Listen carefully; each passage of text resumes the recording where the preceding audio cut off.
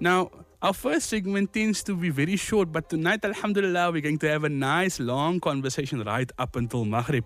Weddings, weddings, weddings. Love, money, and the marriage budget, building a financially smart union. Now, weddings are always beautiful beginnings, but they can also be the first major financial test and setback for couples to face from the beginning.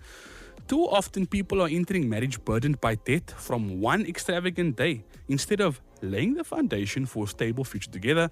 And again, tonight on Community Finance, we are joined by MOJAFF and Abdurrahman Hanslow, both passionate about helping couples plan wisely to unpack how to balance love and logic, emotions and economics, and how to build a financial foundation that strengthens rather than strains your marriage. From wedding budgets to rent versus buy decisions, we'll talk about what really means to plan not for just the wedding but for a lifetime together. Muhammad, assalamu alaikum. Abdurrahman, assalamu alaikum. Wa alaikum salam wa rahmatullahi wa barakatuh. Mikhail, I enjoyed your introduction. It sounded like it was an introduction to Days of Our Lives. And people on that side. You know, I sat earlier on and I thought to myself, as a man who's married and alhamdulillah had a small wedding, I can tell you that I'm very invested in this conversation simply because I have seen people get married in the last 5 years, and my advice to them is always, please don't have a big wedding. Please have a small wedding. Try and follow the sunnah.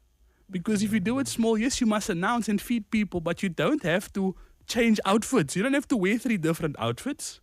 You don't have to, I said like to my one friend, he got married, I said, hey, you know what? Just wear your white salat top. Put on maybe a nice shawl for your wedding, for the nikah. Wear a turban when you get home, change the shawl and change the color of your turban, and then go to your walima. And he said, wow. I said, you will save money. A turban costs 100 rand. Yeah. A shawl maybe depending on your preference. The ones I wear, the ridars are between 450 to 550, depending on where you get them. So change the color of your and then he did that and he saved so much money, because most people go get a suit and they go take pictures in the gardens. But we don't realize that most of that money gets wasted, and the start of the marriage tends to be hard. Marriage is not supposed to be hard.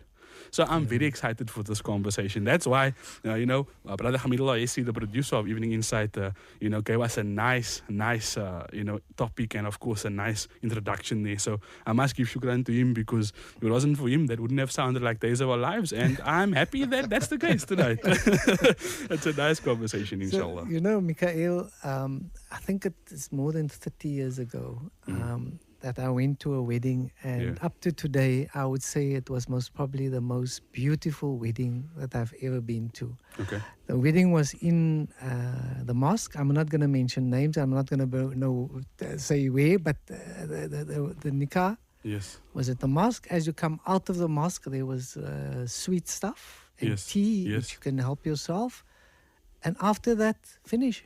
Beautiful. And alhamdulillah, and the point that you've made, weddings today, it's no more about a couple of 100 rand. It's about a couple of 100,000 rands.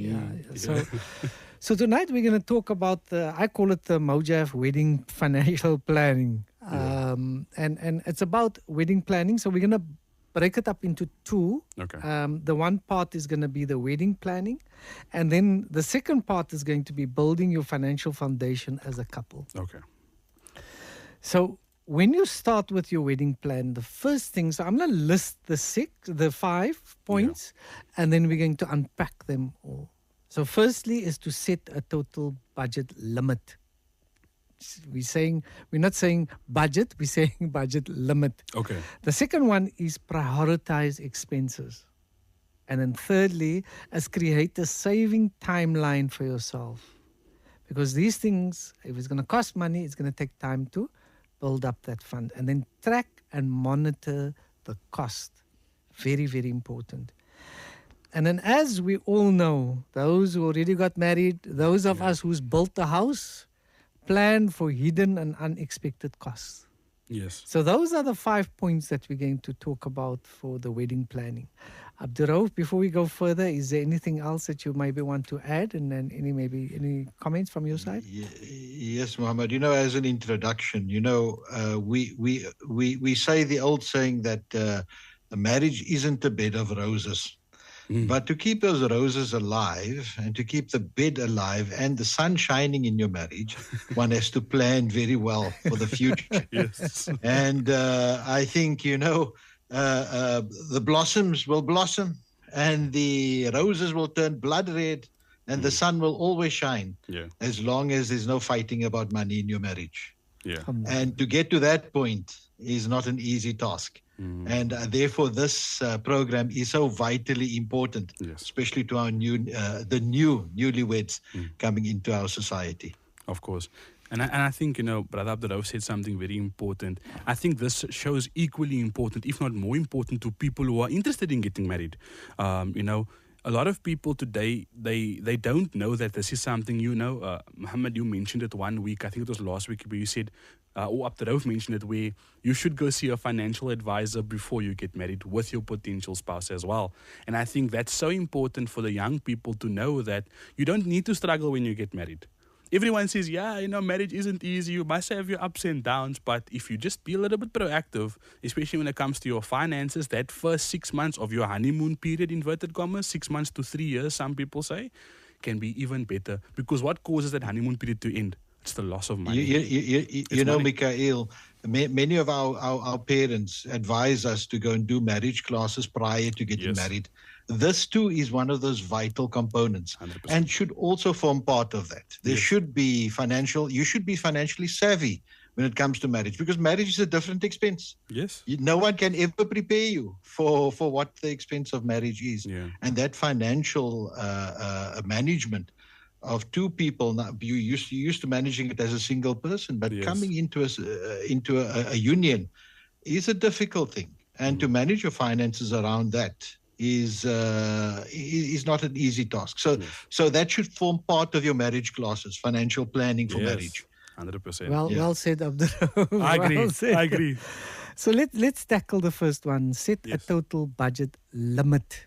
So we didn't just leave it open. So decide upfront how much you can realistically afford without going into debt. And clearly this should be aligned with your income, savings, and the family contributions. Look, yes, we know that there are family members that will come forward and will say, okay, I'll pay for this and I'll do this. And so this needs planning. And the important thing, Mikhail, do not model your wedding on a well-off friend or family member's wedding. Rather have a basic wedding and use the savings on your new life expenses, like your new home. So, it is so important, because what happens, people say, but Mikhail, het 'n kwai wedding gehad, we also want this and we want that. We want this meal and we want that. But all these things cost money. Alhamdulillah, maybe Mikhail had an uncle or somebody, or he had saved for many years to be able to do that. Yes. But do it according to what you can afford. Not model it, around somebody. But what is the family going to say? What is this one going to say?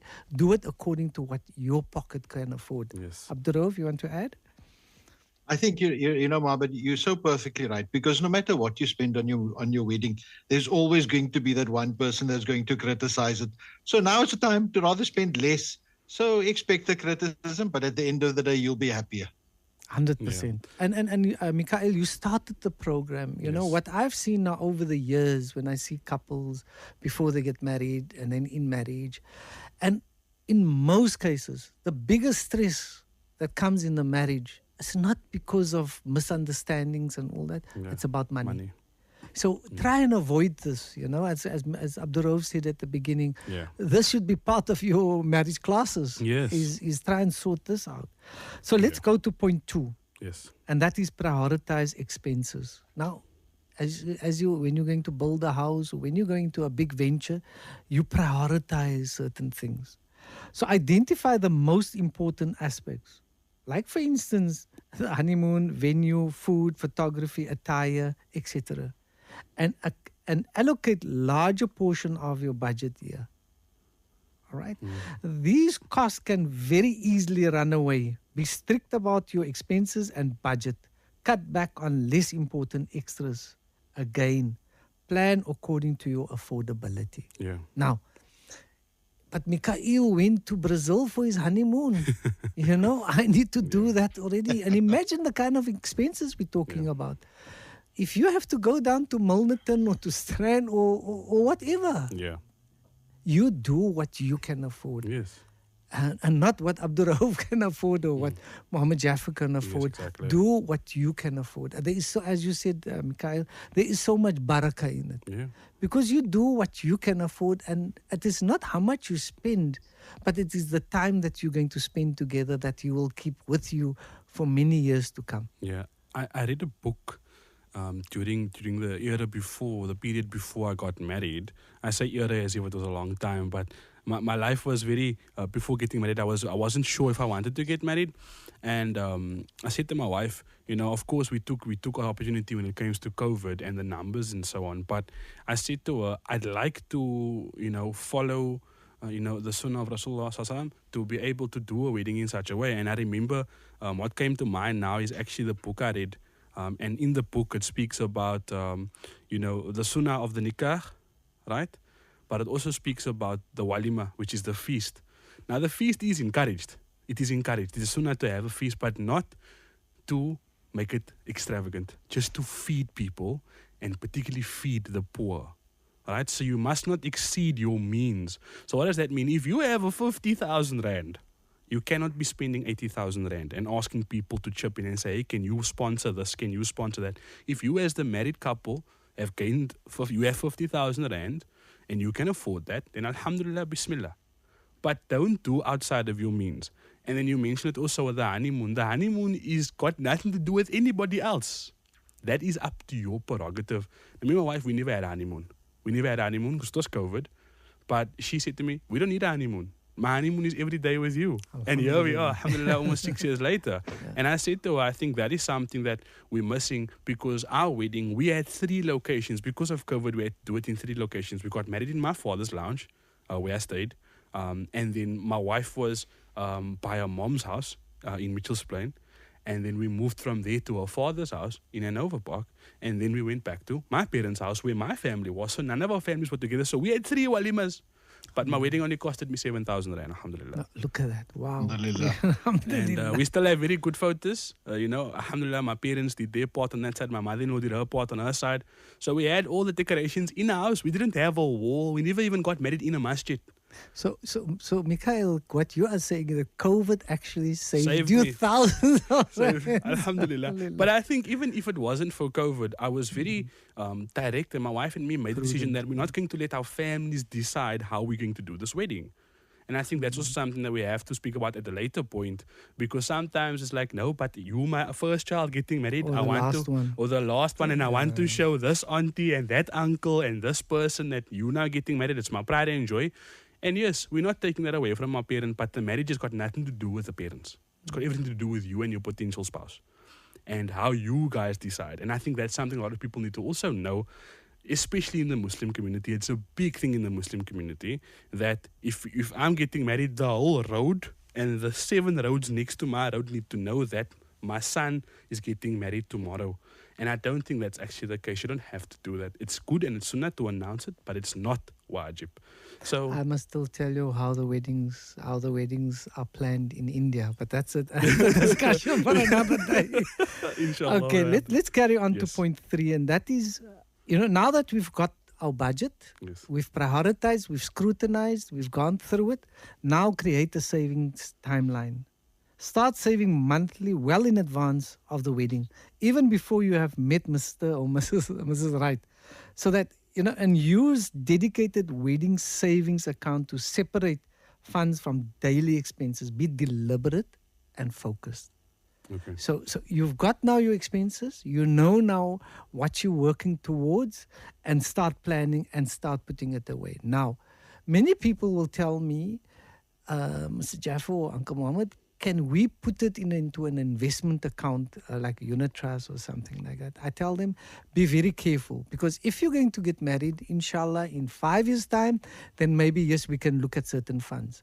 But if you are talking of the next 2 years or 3 years, I would suggest rather put it into a bank account. Okay. Because a Sharia compliant bank account, you're going to say the reason for that is that, say for instance, now Mikhail has planned to get married in a year or 2 years time. Now he's put his wedding savings in that account, and the market tanks when he's about to get married. Yeah. And then he sits with a problem. So again, be careful of where you put your wedding savings. Abdurrauf, you want to add anything there?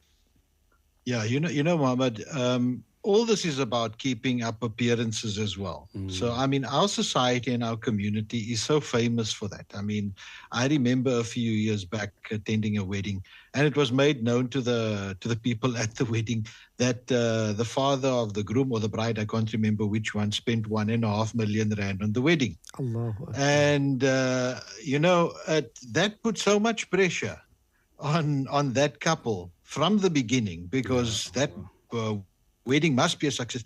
And unfortunately, with the biggest, most unfortunate part of it, the marriage only lasted 2 or 3 years, and the two were apart. So I mean, keeping up with the Joneses is one thing, but who do we really know if the Joneses are using credit cards or bank loans or whatever to keep up that appearance? We don't know. We shouldn't be competing with these things. This goes. I don't want to sound like Cupid, but at the end of the day, it is about love. It is about love. You're creating a union between two people who have a fondness for each other, for lack of a better term. And that is so beautiful in Islam. And, why go and taint it with loans and debt and credit card debt and everything else, or even spending everything you have on a wedding, whereby that can be such a good start to your life. That little bit that you have there, that you're planning to spend on the wedding, if it's a spur of the moment wedding, when I say spur of the moment, I mean you haven't planned, you haven't saved for that wedding. Don't look at what other people are doing. Spot on. Look to yourself. It's what your affordability is and what your future holds. Think of your future. Yes. Always think of your future. Abdurrauf, you've just jolted my memory. It was a couple of years ago where I had this couple that came to see me. Yes. After wedding. Now, one of the key things that we do in the six steps of what we call the 6 steps of financial planning. One of the things that we ask for is for your budget and your assets and liabilities. And the two comes to me, and they just started their life. And I see the credit card debt of both parties maxed out. Not only that, also the budget part of the credit card is maxed out. And I asked him, what happened here? He says, well, we didn't have enough money for the bed. We didn't have enough money for this and that and that and that. Yeah. And as we know, look at this, where they're starting their life together. Yeah. And as we know, that the interest rates on credit cards is amongst the highest. Worst, yeah. And now you're starting off with this debt. Instead of now enjoying your life together, starting on a good note, you're starting on a negative. So these are real things. Yes. People do these things, Now, you can imagine if you've got access to that kind of credit, revolving credit, and I suppose people would max out that just so that I can show Mikhail that ek trek hier op met die Porsche as my wedding car, Yes. It costs money. These things cost money. So, It okay, now we've got that. Now, the second thing, and I think this is most probably, thing number 4, is most probably one of the most difficult things, and that is to track and monitor the cost. Okay. And here I would strongly encourage people to actually keep a spreadsheet, Mikhail. Oh, yes. Keep a spreadsheet and use the budgeting or a budgeting app. Those people that are tech savvy, use a budgeting app to record. And here I want to highlight all expenses. Mikhail, the roses, the ribbons that you're going to use for the car, whatever it is, make a note of everything. Yes. Because what happens in a lot of cases was gaan net die credit card swipe until it says ping, no more. Yeah. Yes, yeah. Mm-hmm. And then all your expenses, deposit, and a final balance to avoid surprises. So make sure that everything is ticked off. That, for instance, if somebody says to you, listen, don't worry, you can pay me after the wedding, put that expense Down. in your spreadsheet, because it could be a couple of $1,000 that you, because the person said you can pay it after the wedding, you didn't put it on there. You merely go along and you spend it, and then after the wedding you need to settle that debt. Yes.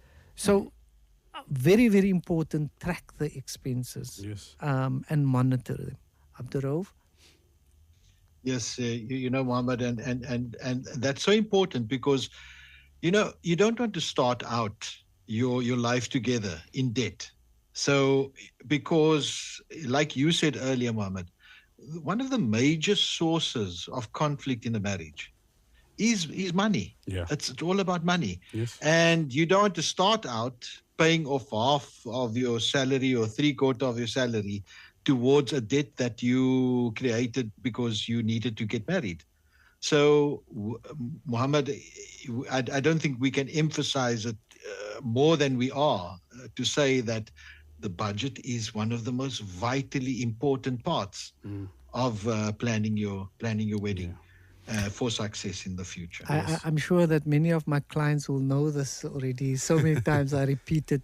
A budget is like, Mikhail. Yes. You are in a room, dark room, no lights, it's completely dark. Yeah. How are you going to get out there? A flashlight will be your budget to show you where the door is. Wow. Instead of you walking against this wall, against that wall, if you use a flashlight, you'll see there's it. Yes. And exactly this is what your budget is. Your budget is going to show you the way, and you're going to keep you within where you need to be. One of the listeners actually messaged in and commented, and if anybody else wants to message in, 078161112 is the WhatsApp number. The listener says, Assalamu alaikum. It is easier today for us to allow our children to be in haram relationships, so as we're saving for weddings, than it is for us to have smaller weddings because of our ego. Look at the state of the ummah. And you know what, to that listener, I completely agree with you. I sat the other day, a good friend of mine, alhamdulillah, he's about to get married, and he said to me, Mikhail, I don't know what I should do about X and Y in regards to the reception. And I said, you know what, firstly, if you are able to afford a good reception, then have it. But at the reception, someone's always going to talk about the food. So why don't you do what I saw this on TikTok. I said, why don't you do a sunnah table? He's like, what's that? I said, fruit. Just fruit. The favorite fruits of the Prophet ﷺ, put that on a table, and people can come and they can eat some fruit. And you can make the announcement. Yes, you tell the Cape Malay culture, the Hajis, go fetch your wife and you go home. That's it. They can come to the wall. Everyone can come. Make a pot of acne and just have some fruit. And he said, how much do you think it will cost me? So I said, well, what's your budget? And he said, I don't have. And I said, start there. There we go. Simply because I think what we're seeing today is that, like this listener said, it's easier for us to allow the communities and the children to encourage haram because we want to save up for this big wedding. If you don't even have to have the walima on the same day. You can get your child married now. Follow the process, get your child married now. They can be married to the person. You can have the walima even 3 months down the line or 6 months down the line. That's also fine. You don't have to have the announcement now. If you want to save to it, don't delay the marriage because you're encouraging haram. And that's something this listener is saying, and I agree with that. Now, to the non-Muslims, it's also a matter of, I don't have enough money for X and Y. I want to have the most flashiest car. I want to have the best photographer. You don't need all of those things, because I always say this. I said this to my sister. She's also getting married in December this year. I said to her, it's not about the wedding. It's about the marriage. And so... Mikhail, yes, go ahead. Mikhail, if I can just say something. Sorry, man. Yes. Your listener also mentioned something that is vitally important and something that we as a community can learn from. Yes. If you look at a non-Muslim, a Christian wedding, how many people do they invite? Between 10 and 40 or 50 people, maybe. Most of the time, yeah. Why is it that we have to go and rent out the old mutual hall, invite our barber, invite the air hostess that served me drinks on the plane, and everyone else to the wedding? Yes. Who's the most important people? You need 3 witnesses. Yes. And you need your family. It's a joyous occasion. Invite your closest family to enjoy. Don't invite people. Obviously, the people that's going to criticize that no matter what you do. Exactly. So if you can stay away from it, stay away from them. Yes. But it's all about keeping up with the Joneses. The Joneses invited 500 people, so I must invite 1,000. And I think That's the mentality that our community must move away from immediately. I agree with you. You mentioned that, in regards to money, this is something that our community struggles with. It's a psychological issue. It's definitely one of those also 100%. Psychological issues as well.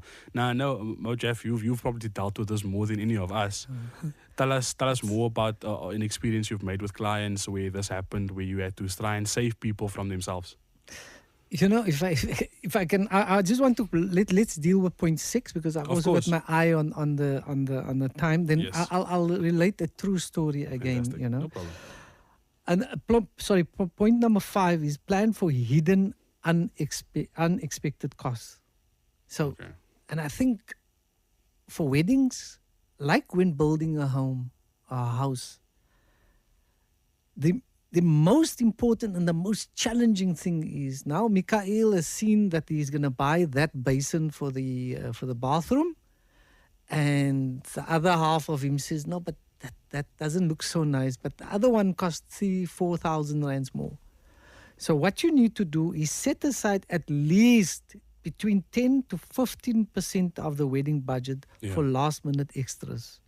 Like yes, we forgot about that. And this, like the deco add-ons or emergency needs. And yes, we do make mistakes and we leave out things and things like that. So allocate for that as well. Because there's going to be, mommy's going to say, or the future wife or the future groom is going to say, but what about this and what about that? And those type of things, 100% it will pop up. Yes. So make sure that you've got in a separate account, you've got an extra 10 to 15% put away so that you know that, listen, if that happened, there's no stress. I have got that covered. It's an actual savings account, No, absolutely, Mohammed. You know those unexpected costs. You're dealing with another human who has different ways to you, and believe me, every married man will tell you that. The other half has different ways to what we have, so they think differently. And when we decide something, you must be willing to compromise. And that compromise is going to cost money and expected. So I mean, there's something unfortunately you can't get away from. There will be hidden and unexpected costs when it comes down to the wedding. Yes, there is. I know on my wedding day there was.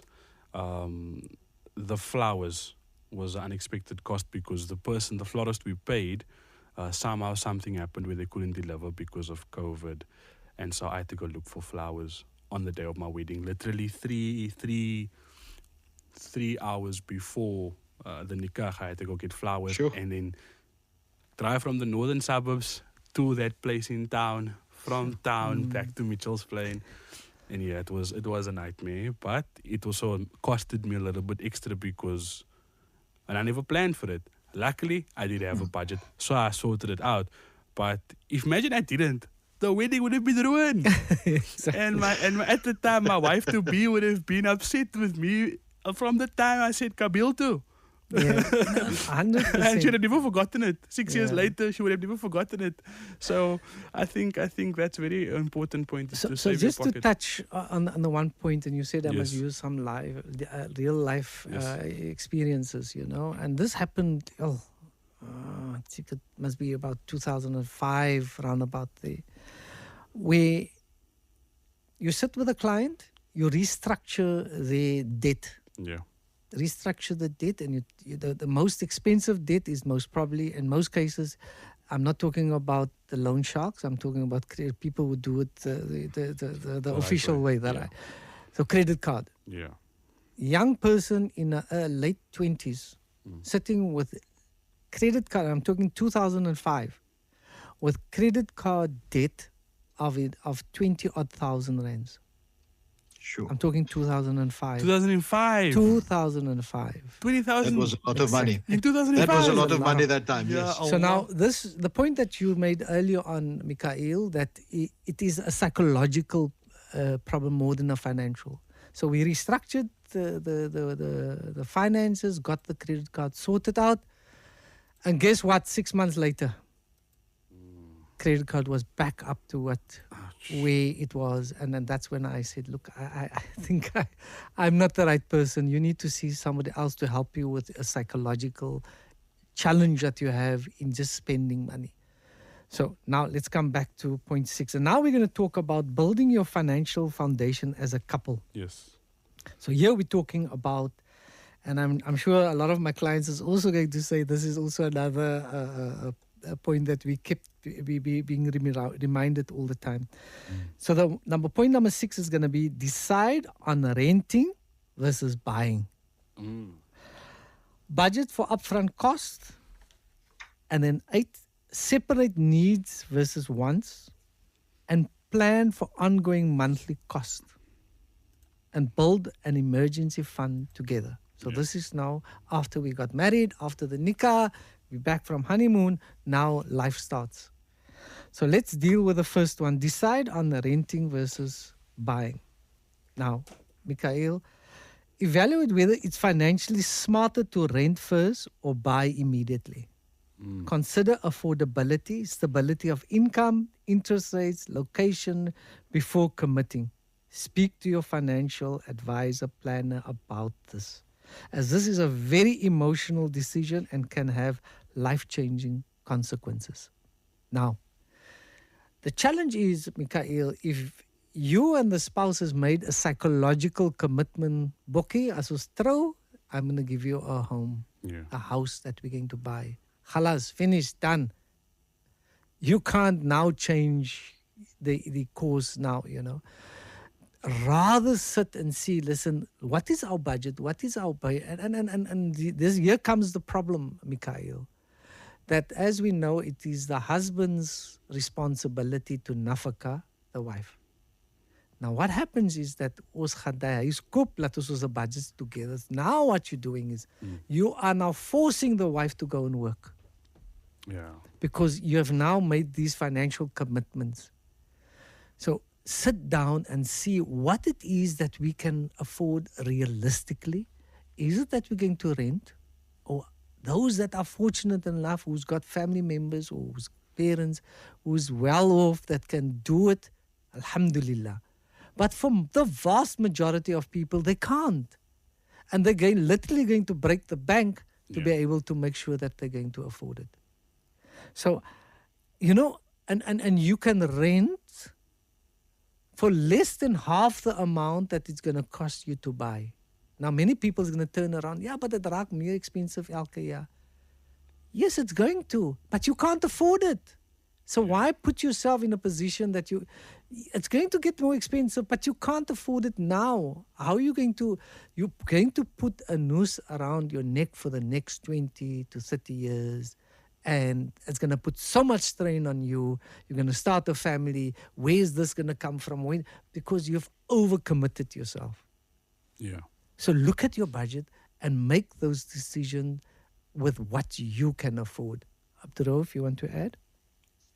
Yes, you know, Mohammed, spot on, because unless we are part of the person getting married is part of the 5% of society that can go out and go and buy a house in Camps Bay, Bishop's Court, Claremont, wherever, cash, you're going to basically burden yourself if you're not part of that 5%. Yes, most definitely. Debt from day one. So, you know, it's so vitally important. We all aspire to be professionals and earn a good salary. But to buy a house today is not it's not a cheap process. Yeah. Houses are very expensive at the moment if you want a decent house in a good area. And then that house will probably still have to be renovated to your needs. That's all additional costs. Yes, the earlier you do it, the earlier you can pay it off, but it's something that you don't need from the offset when you get married. So definitely renting would be the best option from the beginning, because it's going to be the most cost-effective option from the beginning and less strain on the marriage. Yeah, no, unfortunately, that subliminal pressure and stress that you must, and people, you know. Yeah. Okay, let's move to, I'm watching the time. Let's look at point 7, budget for upfront cost. If you are fortunate enough to buy, Factor in things like the deposit, transfer, legal fees, moving costs, initial furniture, insurance, appliances, etc., etc. There is the list. It just goes on and on. These often gets overlooked and add up quickly. Now, this in many, many, many marriages become the first major strain and burden. Yeah. Because ons het die verduige budgetie, ons het die verduige. And now you've moved in, there isn't even money to buy food, to put food on the table. Yeah. Now, Mikhail, is this what we want? Exactly. You know, so these are important things that we need to take, note of and take care of. Yeah. That's a big problem. We sit with the issue of most people when they buy, they don't look at transfer fees. They don't know about transfer fees until the lawyers now say, hey, okay, the house is yours, it's fine, it's done. You can't back out now because you signed, it's your property. The ownership must happen, the transfer must happen, somebody has to be paid, those attorneys have to be paid. And when you go to the bank for the bond, they don't tell you about that if you do it that way. They don't tell you about the transfer fees. And transfer fees can vary. I've heard some people paying up to almost 100,000 Rand for transfer fees. So that's the big one. The transfer fees and furniture, I think you need to also rank that list according to prioritizing. Maybe you can go without the sofa, but as long as the transfer fees is paid, that's the most important part. So again, Mikhail, it's like, you know what, I compare it to people buy cars with what they call balloon payments. So what basically that is, you're buying a car that you can't afford. That's basically what you are saying with a balloon payment, because you owe at the end of the period, you owe still half the value of the car. Let's go to point 8. Yes. Separate needs from wants. I think, Mikhail, you know this one very well. Yes. Prioritize essential items like the bed, the fridge, stove, before lifestyle upgrades, designer furniture, decor, or luxury appliances. I've seen the prices of some luxury appliances that will blow your mind, Oh, yes. And let this be within your means, not based on what someone else did. But Mikhail, that coffee maker and that thing, it's all about what somebody else. I also want to do that. Yes. So separate your needs. What do you actually need? And then this is what I want. Yeah. It will save you such a lot of arguments and so much stress. Yeah. You don't need that expensive kettle. You want it. You can buy a kettle for 100 Rand, man. Come on now. In fact, the other thing is with the kettle, do you know the amount of electricity that the thing uses? Yes. So why not cut that out and use gas, and you can boil your water? Those kettles are also quite nice. But they're also quite pricey. But do whatever it is that you can afford. Yeah. There is a question before you continue, MOJAFF. There's a question over here, and the person says, Salam, I'm considering purchasing a second home next year, and I want to rent it out for 20 years so that my kids can have a home of their own and into a trust. I'm currently into my second year of a 25-year bond. What are your thoughts? Should I do this? My kids are 6 and 10. I want the house to pay for itself. My wife's car is done, paid next year, so I want to use that 4,000 to 5,000 Rand and push it into the next bond. Should I do this? Yeah, look, it's a very intricate process. I can't. It's gonna take us. I think I would want to refrain from dealing with those type of things without having the full understanding of the person's understanding. The suggestion would then be for this listener to contact you directly. Correct. Yeah, and then we can set up time, and I'm more than happy to guide the person through it. But I think, Mikhail, that would take an intense look at exactly how the finances work, and therefore that person will have to sit in front of a financial planner to unpack all of that. That's not just an easy task to just give an answer like that. And Mikhail, this is the other thing is, as many parents, and I'm speaking to myself first, we want to do for our kids what our parents couldn't do for us. Yeah.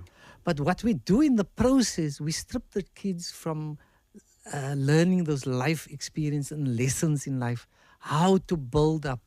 Because there's a thing in financial planning, that estate planning, that wealth, you're talking now people with serious wealth, on average, the wealth stays in the family for 3 generations. After that, it's gone. Yeah. because, the parents worked hard for it. They've given it over to the children. The children got it easy. They didn't get the skills of how to build and how to get it to where it is. Yes. They then start making decisions because they didn't work for it. And this is where it starts waning. Where the time it comes to the third generation, now the fight starts. Because Mikael made those decisions. That one, and before you know it, then... But that's also another discussion for another time. Now, of course, but I'm more than happy to assist the listener. For that listener, what we'll do is I'll give you MOJAFF's details. You can contact MOJAFF directly after the show. You can contact MOJAFF Financial Services and they'll definitely help you with it. It's a very intricate process, and I think it's best for you to actually go and meet with Brother Muhammad Jafar around the situation, because for us to just say yes without knowing context could cause you to make a decision, and then the onus is on us. Yeah. So I think it's best for you to meet with him directly, inshallah. We'll send you the details after the show, inshallah. Okay, so the point number 9 is plan for ongoing monthly cost. Very important, Mikael. Include utilities, rates and taxes, levies, insurance. And that insurance today, if you look at the house content insurance, car insurance, it's quite pricey. Yes. And maintenance in your monthly budget to avoid cash flow strain. Now, yes, people say insurance short term. We're talking if somebody breaks into your house and things like that. It's a grudge purchase. I know of somebody who was married, is married. Something happened in the house, and the house got burned down. No insurance. Oh my goodness. These things happen, and it happens quite often. So make sure that you take care of important things, that you don't end up spending more than what it could have. It could have saved you thousands upon thousands of rands. Like for instance, Mikael, the alarm system, it is prohibitively expensive to put the alarm into your house. But today we're living in an environment that, unfortunately, that's a necessity today. Yes. So these are all things that we get married or we move into. It doesn't have burglar bars. Now we don't have the money to put in the burglar bars, and then we get people break in. So these are all important things that we need to talk about and need to plan for. And then the last, I'll give over to you now, Abdurrauf. I just want to cover the last point, and then we can discuss around these points. Yes, of course. Point 10 is build an emergency fund together. That is so important. Aim to have at least 3 to 6 months of combined household expenses saved. And this protects you from financial shocks early in marriage. I'm going to tell you now a shocking statistic. And I've mentioned this before on the radio, but I'm going to tell you something now. Do you know that 97% of South Africans is 3 months away from bankruptcy? Ouch. 97% of South Africans is 3 months away from bankruptcy. Wow. And how they determined this? COVID was a eye-opener. Yeah. People lost their jobs, business couldn't function. Yeah. Within 3 months, the bank comes and knock on your door. Yep. Mr. So-and-so, you haven't paid your dues. We're here to collect the car, or we're going to put the house up for auction. What? And these are real. These are realities. Yes. So it's very important that these things are done. A financial planner, part of the plan that is going to put in place for you is to have, I normally use at least 6 months that you need to work towards putting away for that rainy day and for those days when you're going to have those shocks. Yeah. Abdurrauf. Yes, Mohammed, the psychology behind this. I mean, we should have been psychologists and psychiatrists because the advice we're giving here is actually something, it should change your mindset. This is about changing a mindset. And I have 4 points surrounding that, Mohammed, especially looking at the needs and wants. If we're speaking about marriage and we're speaking about starting your life together and identifying the needs and wants. But needs and wants is something that is important to you not only when you start your marriage, but it's important to you throughout your life. Yeah. So in your marriage and whatever you do, whatever you purchase, Ask yourself one question. You don't have to say, do I have the money for it, whatever. Just say, do I need it or do I want it? It's not to say that you don't deserve anything that you want. You can have anything that you want, but just ask yourself that question first. And prioritize the needs over wants. If there's pressing needs over the want, then go towards the need. Yeah. But that's vitally important. And then the other thing also, we when we get married, normally those who get married are normally people who are working and they can afford to get married because they've decided, I'm at that point now, I have a stable income and I can get married. And you're going to get paid that bonus at the end of every year. Both you and your spouse, probably, if both of you are working. The one thing we have a habit of doing is taking that bonus and adding it to our expendable income, which is a bad thing. Instead of adding it to your expendable income, add it to your savings book, because that there, in the long run, is going to take a tremendous amount of headaches out of the equation. If you do this from the beginning, down the line, eventually when you start, Mikhail, you spoke earlier about the costs of transfer duty and this of property. Yeah. Those savings mechanisms that you're saving along the way when you decide to get married, like your bonuses, can all add to covering those unplanned costs going forward. The other thing is, when we mentioned it before, don't compete with anyone. No one is in competition with you. There's no reason why you have to be in competition with anyone else. So the Joneses are the Joneses. You're the Hanslows, stay the Hanslows. Lossie Joneses off. Yeah. And then the last point we make is obviously start saving early, because in the long run, that is going to be your biggest benefit. I'm not even speaking about retirement funding. Yeah. This is specifically just savings. Adopt a culture. Change your mindset. Whether you have to go see a psychiatrist or a psychologist, go see the person. But at the end of the day, adopt a savings culture, because that's the one thing that's going to save you down the line. Yeah. The economy of a country can never be predicted, and it is never safe. And in those pitfalls of the economy, that savings is the one thing that's going to save you going forward. Abdurrauf, you've touched on so many important points. One point I want to highlight. Point, yeah. I want to highlight. I don't know if you've been in company when you come back in January, back from the holiday. Yeah. And you now sit and you talk about your holiday with your colleagues at work. And I'm talking now back in my corporate days. Yes. And then what happens is that, what?